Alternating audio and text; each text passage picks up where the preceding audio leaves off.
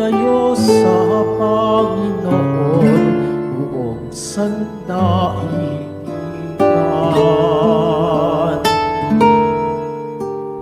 Sa ngalan ng Ama at ng Anak at ng Espiritu Santo, Amen. ang pagpapala ng ating Panginoong Jesucristo, ang pag-ibig ng Diyos Ama, at ang bibigkaisa ng Espiritu Santo naway suminyong lahat. At sumayo din. Mga kapatid, 21 ng Enero, gunitain po natin si Santa Agnes, Dalaga at Martir. Sama natin sa misa natin ngayon ang may intensyon para sa araw ngayon. Ang inyong may intensyon kay nasa loob ng Basilica Minor at Pambansang Nambana ni Jesus Nazareth. Ang mga intensyon manikisa sa atin, sumita ng live streaming through Facebook Live, YouTube, X, Instagram, TikTok, at iba pang social media dito sa ating bansa at iba't ibang dako ng mundo. Isama natin ang ating intensyon para sa kapayapaan sa buong mundo, lalo tigit na sa Israel, Ukraine at Syria. Mga awin na mahal ko mga kapatid, ang ating Panginoon, siya ang Panginoon na higit pa sa araw ng Sabat o pamahinga. Pero kung minsan tayo ay hindi naugnay ng maliman sa ating Panginoon dahil sa ating karupukan at hinaan, kaya lubog po tayo ng ating Panginoon, nagpapatawad ng lubos. Sinugong tagapagpagaling sa mga nagsisisi, Panginoon, kaawaan mo kami. Panginoon, kaawaan mo kami. Dumating na tagapag-anyayang mga makasalanan ay magsisi, Kristo, kaawaan mo kami. Kristo, kaawaan mo kami. Napaluklukas sa kanan ng Diyos Ama para pamagitan kami, Panginoon, kaawaan mo kami. Panginoon, kaawaan mo kami. Kaawaan tayo makapangyarihan Diyos, patawarin tayo sa ating mga kasalanan at patnubayan tayo sa buhay na walang hanggan. Amen. Manalangin tayo. Ama naming makapangyarihan, pinili mo ang mahihina sa turing ng sanlibutan upang hiyain ang mapagmalaking malalakas.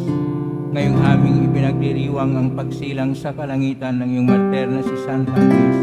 Kami naway pagbigyan mong makasunod sa paging matatag sa panampalataya ayon sa ipinamalas niya sa Panginoon Jesucristo kasama ng Espiritu Santo magpa sa walang hanggan. Amen. Magsiupo po ang lahat. Pagbasa mula sa sulat sa mga Hebreo. Mga kapatid, makatarungan ng Diyos. Hindi niya lilimutin ang inyong ginawa at ang pag-ibig na inyong ipinakita at hanggang ngayon ipinakikita sa paglilingkod ninyo sa inyong mga kapwa Kristiyano. At pinakananais ko na ang bawat isa sa inyo patuloy na magsumikap hanggang wakas upang kamtan ninyo ang inyong inaasahan. Kaya't huwag kayong maging tamad. Tularan ninyo ang mga taong nagtitiis at nananalig sa Diyos at sa gayoy tumatanggap ng mga ipinangako niya. Nang mangako kay Abraham ang Diyos, siya ay nanumpa sa kanyang sariling pangalan, yamang wala nang hihigit pa rito na kanyang mapapanumpaan. Sinabi niya, ipinangangako ko na lubos kitang pagpapalain at pararamihin ko ang iyong lipi. Matiyagang naghintay si Abraham at kanyang ang nakamtan ang ipinangako sa kanya. Nanunumpa ang mga tao sa ngalan ng isang nakahihigit sa kanila at sa pamamagitan ng panunumpang ito'y natatapos na ang usapan. Gayon din naman, pinatibayan ng Diyos ang kanyang pangako sa pamamagitan ng panunumpa upang ipakilala sa kanyang mga pinangakuan na hindi nagbabago ang kanyang panukala at hindi nagbabago ni nagsisinungaling man ang Diyos tungkol sa dalawang bagay na ito, ang kanyang pangako at sumpa. Kaya tayong nakatagpo sa kanya ng kalinga ay panatagan loob na umaasa sa mga pangako niya. Ang pag-asang ito ay siyang matibay at matatag na angkla ng ating buhay. At ito'y umaabot hanggang sa kabila ng tabing sa timplong panlangit, sa dakong kabanal-banalan na pinasukan ni Jesus na nangunguna sa atin.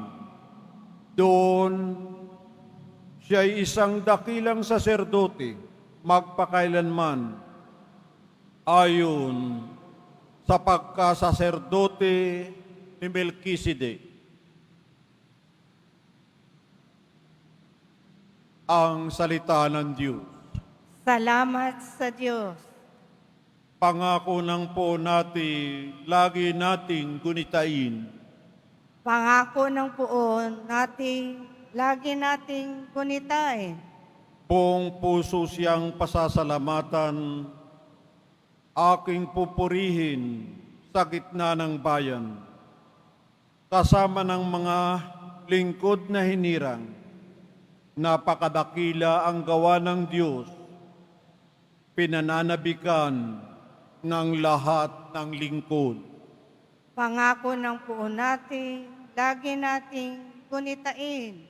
Hindi naalis sa ating gunita na siya'y mabuti, mahabaging lubha, sa may pagkatakot, pagkaisagana, pangako ng poon ay hindi nasisira. Pangako ng poon natin lagi nating gunitain. Kaligtasan ay dulot sa mga hinirang, may pinangakong walang hanggang tipan. Banal at dakila ang kanyang pangalan, at pupurihin pa magpakailanman. Pangako ng poon natin lagi nating gunitain. Magsitayo po ang lahat.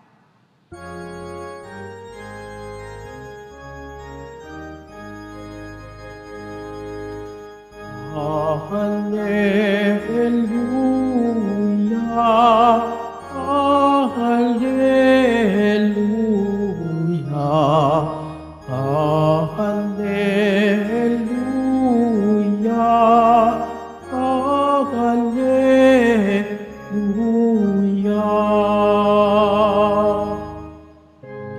Diyos Ama ni Jesucristo,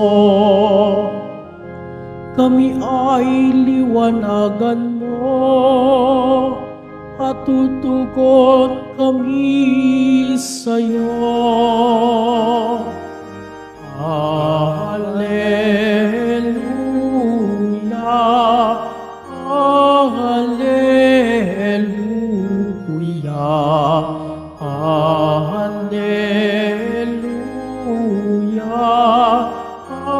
Hallelujah.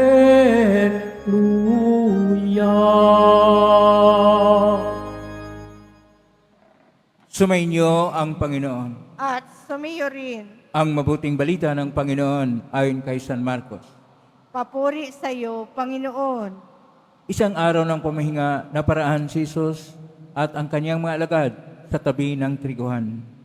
Habang daay nangingitil ng uhay ang mga alagad, kahit sinabi ng mga Parisiyo kay Jesus, "Tingnan mo ang ginagawa ng iyong mga alagad.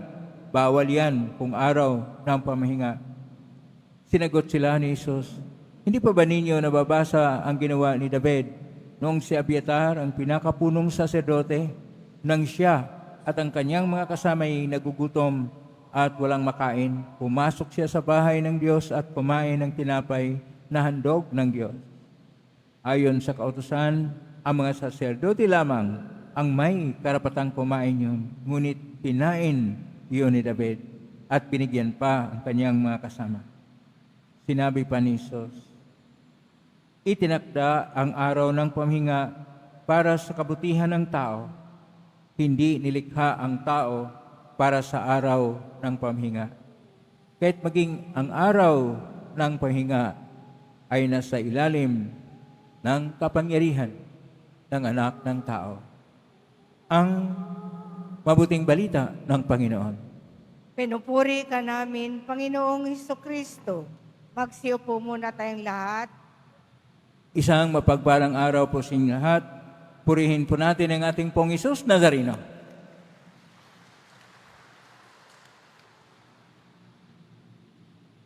Ngayon po ay ginugunita natin si Santa Agnes, isang dalaga at martir.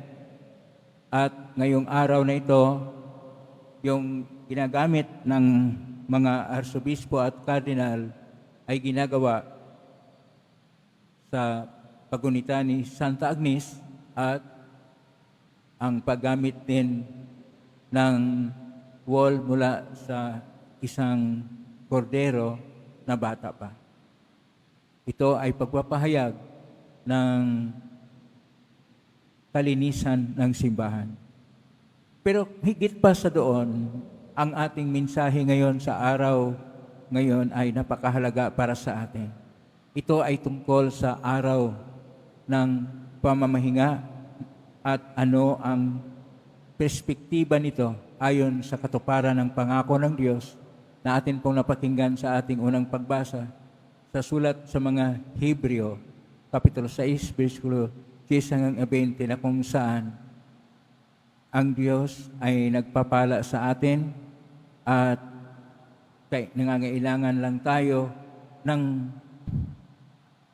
katatagan sa pananalig gaya ng ginawa ni Abraham at matupad ang pangako ng Diyos. Sapagkat ayon pa sa Salmo 110, ang tipan na ginawa ng Panginoon ay pangako na laging gunitain ng Diyos.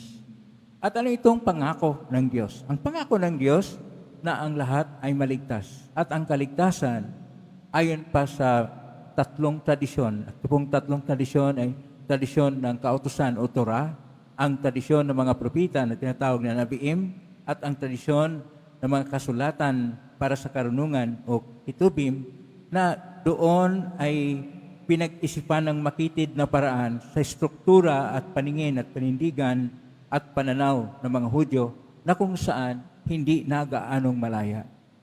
Kaya kung halimbawa kikilos ka o gagawa ng kahit anong pag-aksyon sa panahon ng Shabbat o pamamahinga, ay mali na at malaking kasalanan na. Kaya dito sa ating mga pagbasa, atin pong tingnan ang kahulugan nito sa tatlong antas. Physiological, social, at spiritual. Tingnan mo natin na ang pamamahinga, kinakailangan talaga ng tao. Dahil ang katawan natin, gaya ng ibang mga nilikha ng Diyos, mga taniman o hayop, nangailangan ng pamamahinga upang hindi magka-stress, upang maayos ang pagtubo, upang maayos ang paglago, at sa mga tao at mga hayop, maayos ang pagkilos at para sa kalusugan.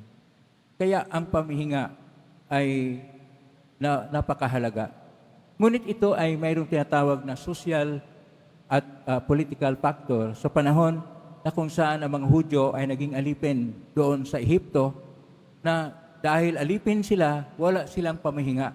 Kung gusto ng mga Epsyo na sila ay gagawa at kikilos, gagawa sila, walang makatigil sa kanila dahil alipin sila. Kaya ipinangaral ang kahulugan ng araw ng Shabbat o pamamahinga. Ang Shabbat o pamamahinga ay mayroon na pong tatlong titik sa Hebreo: Shen, Beth, at Tav. O tatlong titik, Shen ay is, ang Beth ay B, at ang Tav ay T. Pero ang pagbigkas po dito ay Shabbat, pamamahinga. Naging batas ito dahil noong ang naisulat yung tinatawag na ayon sa kasulatan ng mga grupong nagkasulat sa Santa Escritura sa mga kaparian o Priestly Codex, na isulat ang aklat ng Henesis, at sa aklat ng Henesis,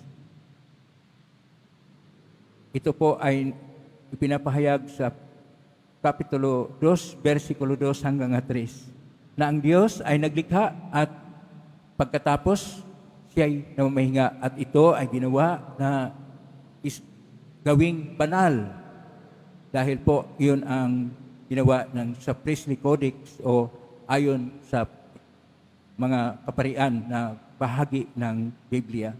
At dahil dito, naging mahigpit ang mga Hudyo na para sa kanila ang Shabbat o araw ng pahinga ay napakahalaga.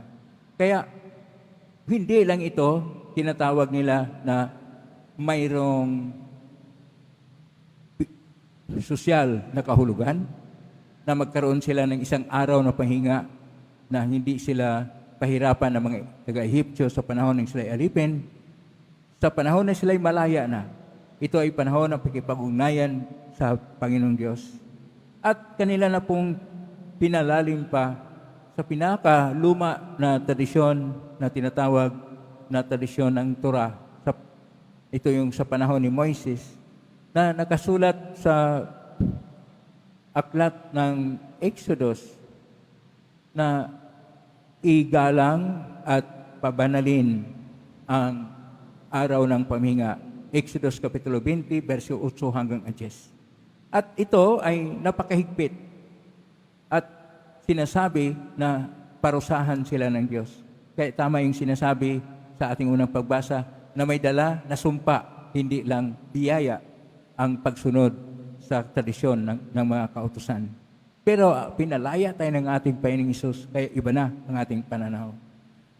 Kaya tingnan po natin hindi lang sa physical, sa sosyal, tingnan rin natin ang spiritual na kahulugan nito, na kung titingnan natin, ang ating Panginoon ay nagpahayag ng dalawang antas sa pagpapahayag. Ang unang antas ay para makasintro sa kahulugan nito sa tao, na tinatawag nating anthropocentric na pagtingin, at pangalawang antas na higit pa dito, antas ng Christocentric o sa antas ng pagtingin nito, ano ang kahulugan nito sa Mesiyas o para kay at sa ating pong Hesus Nazareno na isang Kristo. Tingnan po natin sa unang antas na tinatawag na anthropocentric. Sinasabi po ng ating Panginoon, itinakda ang araw ng pahinga para sa kabutihan ng tao. Ito'y anthropocentric, nakasintro sa tao. Hindi nilikha ang tao para sa araw ng pahinga. Ang ibig sabihin dito, mas malaga ang kabutihan ng tao. Mas malaga ang pagligtas ng tao. Mas mahalaga kung anong ikabubuti ng tao, at hindi dapat makulong sa istruktura ng mga batas ang tao. Kaya nga kuminsan pag-isipan natin na lex dura lex is lex. Mahirap mga batas, ito ay batas, dapat sundin. Pero para sa ating Panginoong Hesus, mahalaga ang kabutihan at kaligtasan ng tao. Ito yung tinatawag natin na anthropocentric na pagtingin o nakasintro sa kabutihan ng tao. Mataas po yan, pero mayroon pang inihayag ang ating Panginoon na mas mataas pa. Ito yung sa versikulo 28, Kapitulo 2 na Ebanghelyo ni San Marcos, na sinabi ng ating Panginoon, maging ang araw ng pamahinga ay nasa ilalim ng kapangyarihan ng anak ng tao. Ang anak ng tao, ito yung mabasa natin sa aklat ni Daniel, na pudnim para sa Mesiyas, pudnim para kay Kristo. At ang ating Panginoong Hesus, siya ang Kristo, ibig sabihin ng Kristo mula po sa salitang Grego na Christos, na siya yung taga pagligtas na hinirang ng Diyos. Kaya kapag tingnan po natin ang Shabbat na kung tingnan natin sa Biblia, naulit na 139 times na nasali naman sa Koinoco na Griego na Sabato at sa Latin, Sabatom at sa English, Sabat o sa ating salita ay pamamahinga. Tingnan po natin na ito ay hindi lang sa antas ng kabutihan ng tao. May antas din sa ginagawa ng kaligtasan ng ating Panginoon. Ibig sabihin dito, tinitingnan natin na ito ang panukala ng Diyos. Ang kaligtasan na hatid niya sa atin dahil sa kanyang pag-ibig, ito yung pinakamataas na antas. At dito po, tumutingin si Kristo na ang araw ng Shabbat o araw ng pahinga ay araw para sa Diyos at ang Diyos sa pamagitan ng ating Pong Isus Nazareno ang siyang magpasya kung ano ang ikabuti ng araw ng pamahinga. Ang araw ng pamahinga para sa mga Hudyo ay ang pangpito na araw na tinatawag nating 70 o Sabado sa atin. Pero dahil ang ating Panginoon ay nagkaroon pagkabuhay muli sa araw ng Linggo, kaya para sa atin ang araw ng pamahinga ay nagiging Linggo. Kaya Linggo, Domingo, araw ng Panginoon. Dito po nating tingnan na araw ng pamahinga ay mayroong mas mataas pa na kahulugan na ito yung buong araw na tayo ay una sa lahat mag-ugnay ng malaliman sa ating Panginoon Diyos, magpatotoo ng ating pananalig sa Kanya, magpahayag ng ating pag-ibig sa Kanya, maglilingkod sa Kanya, sapagkat yan ang araw ng Panginoon at dapat siya maging sentro ng buhay natin na hindi po natin galawin ang araw ng Panginoon na sa ibang paraan na para sa sarili lamang, pagkos tingnan natin na yung araw ng Panginoon o araw ng pahinga para sa Panginoon ay para sa Panginoon na siya yung Panginoon sa buong araw, na siya yung Diyos na siyang magbigay sa atin ng tunay na pagpaalala sa atin. Mayroon siyang lihim na panukala na pahayag ng Panginoon na iligtas tayo, kaya kailangan tayong mamuhay na mayroong pagpapahayag ng ating pag-ibig sa Kanya at pagpatotoo ng ating panampalataya sa Kanya at araw ng panalangin. Kasi kung minsan ang linggo ang ginagawa po natin, papasyal-pasyal, papunta sa mall, kung ano may ginagawa natin, nakalimutan natin, yun ay araw ng Panginoong Diyos. Yun ang araw ng pahinga, magpahinga tayo, pero yan ay para sa Diyos, hindi po para sa ating pansarili na mga kailangan. Kailangan nating tingnan ito sapagkat napakahalaga. So ulitin ko po, mayroong physiological na antas na ito ay para sa kabutihan ng tao, ang tao ay makapahinga, kinakailangan po yan sa ating kalusugan. Pangalawang antas na mas mahalaga pa ay anthropocentric, na ito ay para sa kabutihan at para sa kaligtasan ng tao. At pangatlo, ito ay araw ng Panginoon. Dapat ang Panginoon ang siyang masentro sa lahat. Ito pong tinatawag natin Christocentric na pagtingin. Nakasentro kay Kristo na napahayag ngayon sa ating Mahil San Marcos, Kapitulo 2, verso 28 na sinabi ng ating Panginoon, maging ang araw ng pahinga ay nasa ilalim ng anak ng tao o sa ating salita ni Kristo. Naway, atin pong makita ito na ang araw ng Diyos, ang araw ng Panginoon ay mahalaga.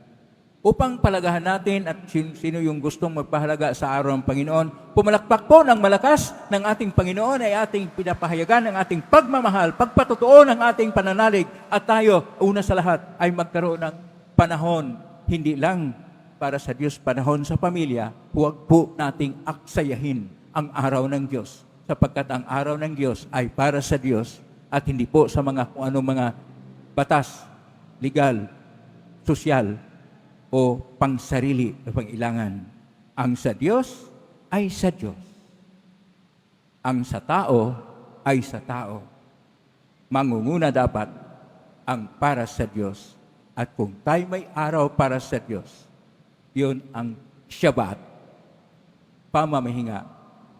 Pamahinga na sinasabi ng ating Panginoon, kayo na napapagal at nabibigatan, pupunta kayo sa akin, kayo ay papahingahin ko. Salamat sa ating pong Hesus Nazareno.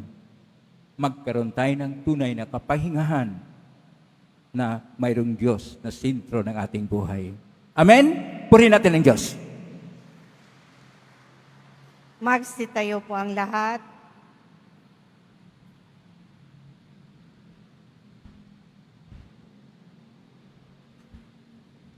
Minamahal ko mga kapatid, manalangin tayo sa Diyos Ama na tinawag tayong maging kanyang malalayong mga anak sa pamagitan ng kanyang anak na si Jesucristo. Atin pong itutugon, Panginoon, ang araw ng pangilin, basbasan mo kami. Panginoon, ang araw ng pangilin, basbasan mo kami. Ang lahat ng mga Kristiyano naway ituring ang mga utos ng Diyos bilang pinto sa kalayaan mula sa pagkakasala at bilang paraan ng paglilingkod sa Diyos at sa kapwa. Manalangin tayo.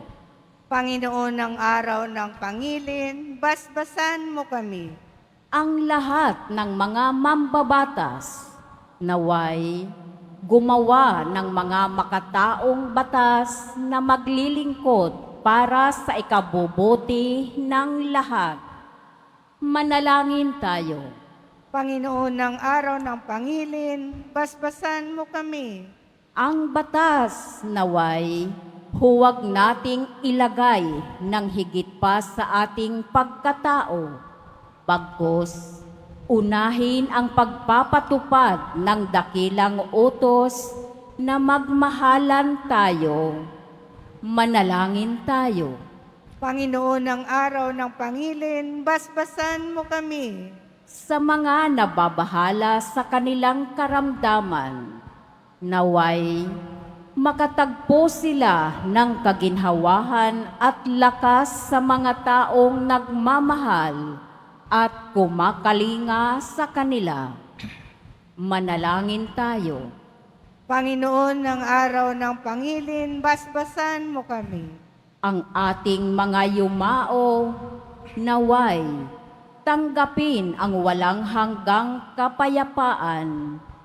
Manalangin tayo. Panginoon, ng araw ng pangilin, basbasan mo kami. Sa ilang sandali ng katahimikan, ating ipanalangin ang iba pang mga pangangailangan ng ating pamayanan. Gayon din ang mga intensyon na inialay sa ating misa sa araw na ito at isama rin natin ang ating mga pansariling kahilingan.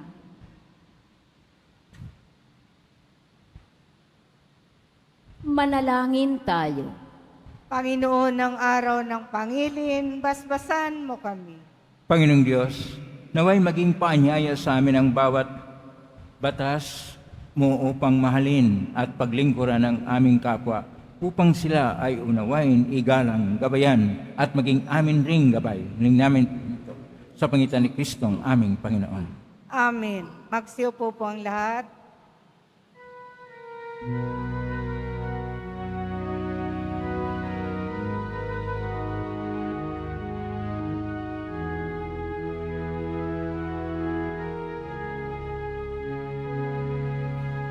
Ang maihahandog sa'yo, Panginoon, ay tinapay at alak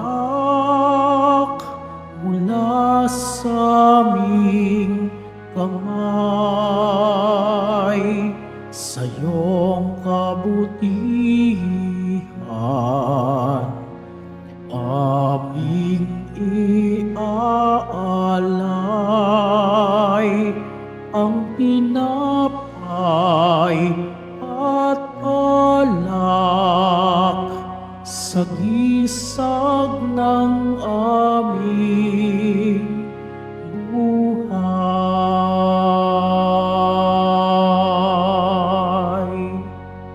Magsitayo po ang lahat. Manalangin kayo mga kapatid upang paghain natin ay kalugdan ng Diyos amang makapangyarihan. Tanggapin nawa ng Panginoon itong paghain sa iyong mga kamay, sa kapurihan niya at karangalan, sa ating kapakinabangan, at sa buong sambayanan niyang banal. Ama naming lumikha, ang mga alay nito ay mapuspos nawa ng iyong pagkapala at patatagin mo kami sa panampalataya na pinaghawakan ni Santa Agnes hanggang dumanak ang dugo niya. Sa pangitan ni Kristo kasama ng Espiritu Santo, magpasawalang hanggan. Amen. Sumainyo ang Panginoon. At sa mayo rin, Itaas sa Diyos ang inyong puso at diwa.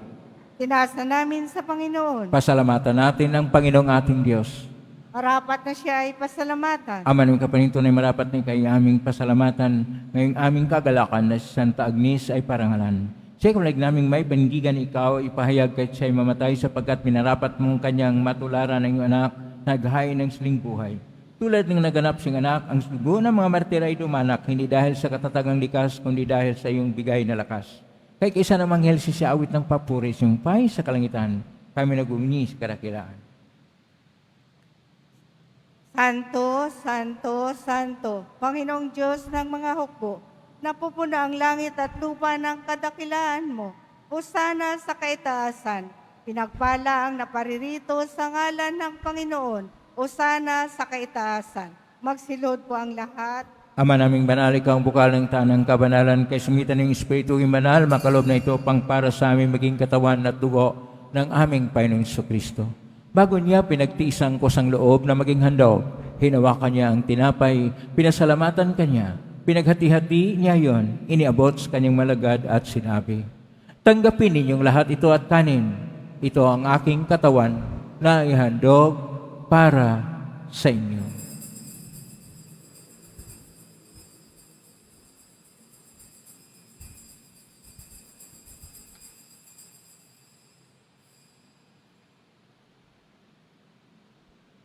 Kaya naman, matapos ang hapunan, hinawakan niya ang kalis, muli kanyang pinasalamatan. Inabot niya ang kalis kanyang malagad at sinabi, tanggapin ninyong lahat ito at inamin.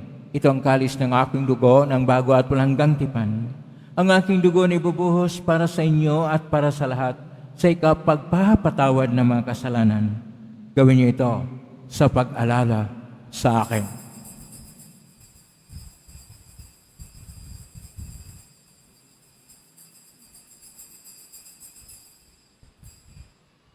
Magsitayo po ang lahat. Ang misteryo ng pananampalataya. Si Kristo'y namatay, si Kristo'y nabuhay, si Kristo'y babalik sa wakas ng panahon. Ama, ginagawa namin ngayon ang pag-alala sa pagkamatay at muling pagkabuhay ng anak kahit naalay namin sa iyo, ang tinapay nagbibigay buhay at ang kalis na nagkakaloob ng kaligtasan. Kami nagpapasalamat na kami narapat na tumayo sa harap mo para maglingkod sa iyo. Isinasamo namin kaming magsasalo-salo sa katawan at dugo ni Kristo ay mabuklod sa pagkakaisa sa pamagitan ng Espiritu Santo. Ama, lingapin simbahang laganap sa buong daigdig. Pususin mo kami sa pag-ibig kay San Francisco na aming Papa at ni Jose na aming Obispo at ng Tanang Kaparian. Alalahanin mo rin mga kapatid namin na imlay, may pag-asang sila muling mabuhay, ganyan lahat ng mga pumanaw. Kawaan mo sila at patuloyin sa iyong kaliwanagan. Kawaan nilibatin kaming lahat na makasalo siyang buhay na walang wakas, kaysa ng mahal na Birhen Maria na Ina ng Diyos, ng kabiyak ng puso niyang San Jose, kaysa ng mga apostol, ni San Juan Bautista, ni Santa Agnes, ni San Roque, ni San Lorenzo Reyes de Manila, ni San Pedro Calungsod at ng lahat ng mga banal na namuhay dito sa daigdig ng kalugod-lugod sa iyo, maipagdiwang nawa namin ang pagpupuri si karangal mo sa pangitan ng anak na aming Panginoong Hesus Kristo. Sa pamamagitan ni Kristo, kasama niya at sa Kanya, ang lahat ng parangal at papuri ay sa iyo, Diyos Amang makapangyarihan, kasama ng Espiritu Santo, magpasawalang hanggan. Amen. Amen. Amen. Amen. Amen.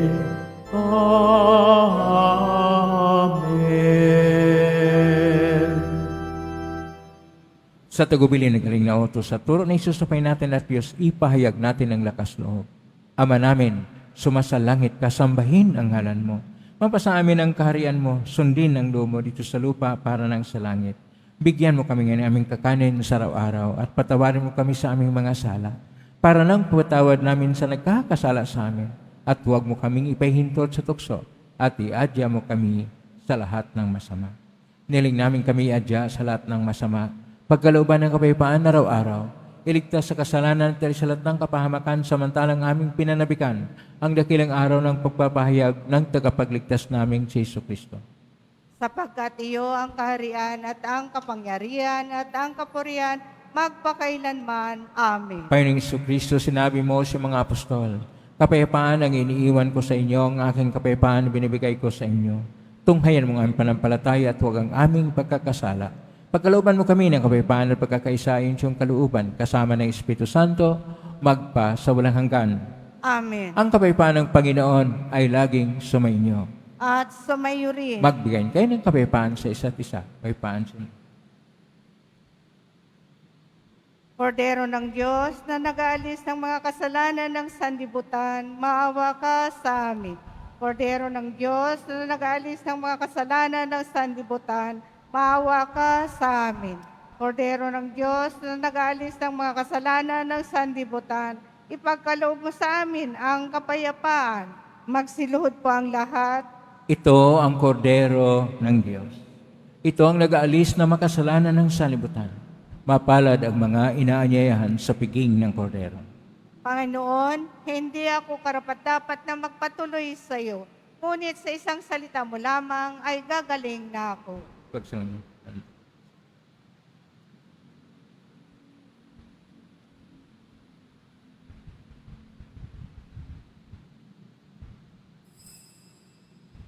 Para sa lahat na tatanggap ng banal na komunyon, sasagot po tayo ng amin. Pagkasabi ng pare o ng lay minister ng katawan ni Kristo at isubo agad sa bibig bago umalis sa harapan ng pare o lay minister. Sumunod po tayo.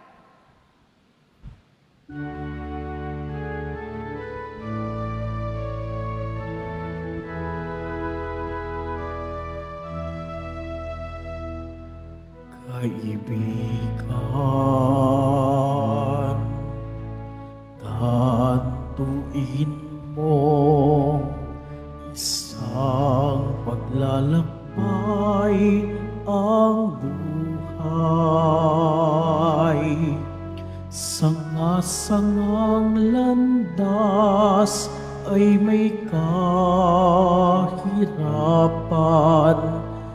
Kung ang lungkot o panganib sa'yo'y biglaang dumalaw, o kung ikaw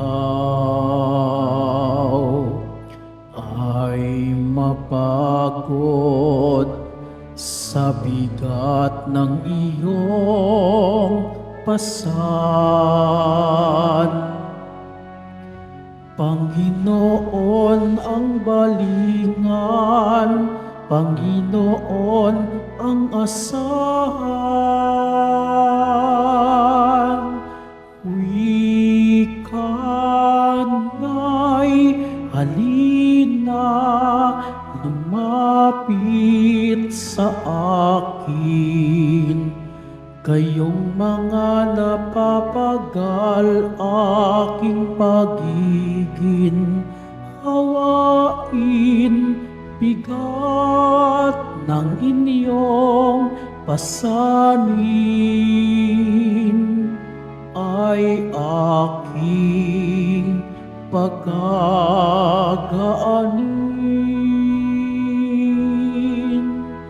Halina, kaibigan, lumapit sa akin.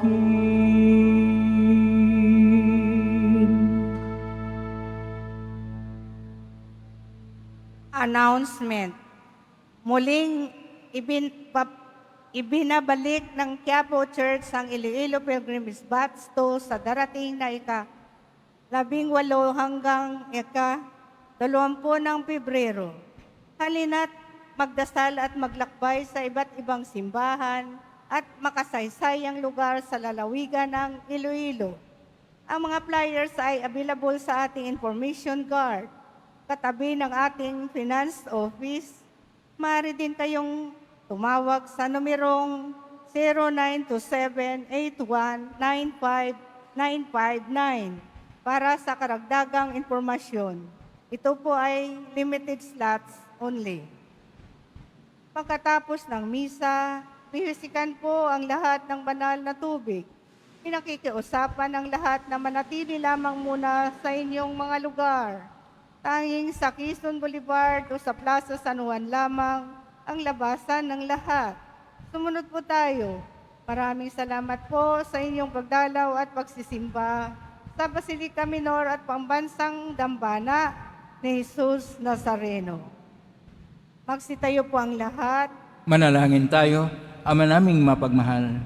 Pagkatanggap namin sa banal na pakikinabang, hiling namin sa pagtulad namin sa katatagan ni Santa Agnes, kami naway pagindapating magkamit ng gantimpalang walang maliw para sa pananatiling matapat sa pangitan ni Kristo kasama ng Espiritu Santo, magpasawalang hanggan. Amen. Maraming salamat po sa inyong pagdalaw sa tahanan ng ating pong Isus Nazareno, kay mga narito, kay mga naugnay sa iba't ibang social media platform na posting sa iba't ibang paraan, naway ang inyong panalangin na dinggay ng pong Isus Nazareno. Salamat po sa lahat, nagbigay ng tulong at donasyon sa Quiapo Church, sa pamagkatulong ng Quiapo Church, sa kapwa natin mga hirap at nangailangan. Salamat po sa inyong tulong, pagpalain kayo ng Panginoon Diyos. Salamat sa lahat ng mga naglilingkod ngayon, pagpalain kayo lagi ng poong Isus Nazareno. Plakpakan po natin lahat ng mga naglilingkod, lahat ng narito, lahat ng naugnay sa atin, lahat ng tulong sa atin, naway ang Diyos ay magpapala sa inyo ng biyayang siksik, liglig at nag-uumapaw. Araw ng Shabbat ay araw para sa Diyos.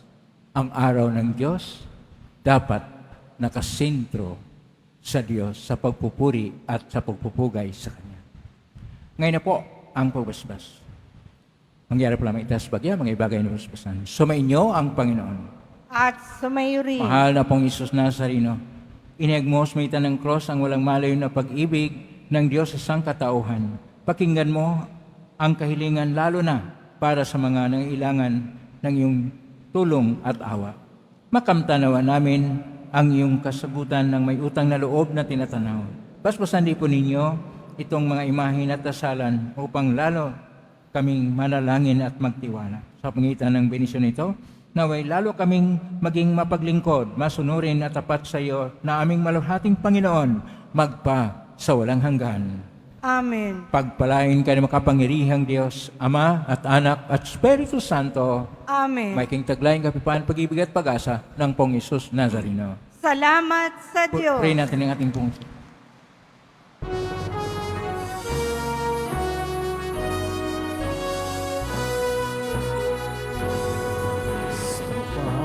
Padre Jesus Nazareno, sinasamba ka namin. Pinipintuho ka namin, aral mo ang aming buhay at kaligtasan. Sa Padre Jesus Nazareno, iligtas mo kami sa kasalanan. Ang krus mong namatayan ay sagisag ng aming kaligtasan.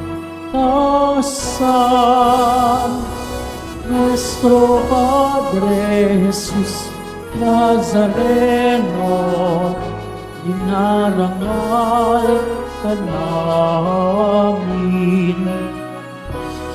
Nuestro Padre Jesus Nazareno, luluwalhati ka namin.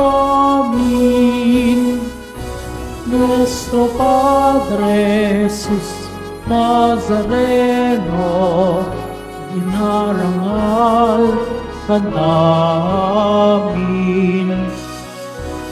Nuestro Padre Jesus Nazareno, inulwalhati ka namin.